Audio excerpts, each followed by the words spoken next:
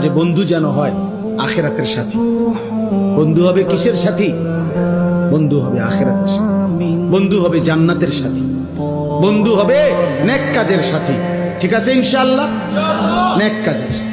আল্লাহ কোরআনে বলছে, ওই যে আয়াত, ওই আয়াতে আল্লাহ বলছে নেক কাজের বন্ধুরা আমি আল্লাহ তাদেরকে ডাক দেব হাসরের ময়দানে, ইয়া ইবাদি, হে আমার বন্ধুগণ, বান্দাগণ, লা খাউফুন আলাইকুমুল ইয়াওমা ওয়ালা আনতুম তাহজানুন, আজকে তোমাদের কোনো ভয়ও নাই, চিন্তাও নাই।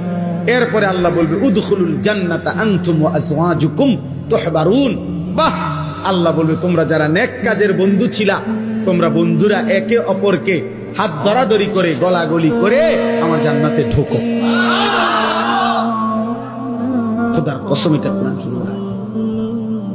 হ্যাঁ, এমনকি এই আয়াতের তাফসিরে আছে যে স্বামী স্ত্রী তারাও মূলত বন্ধু, যদি তারা একজন আরেকজনকে নেক কাজের সহযোগিতা করত।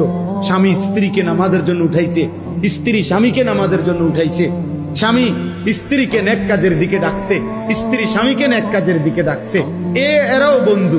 আল্লাহ তাআলা বলবেন এই স্বামী স্ত্রী তোমরাও খুশি খুশি গলাগলি করে হাত ধরাধরি করে তোমরা জান্নাতে ঢোকো।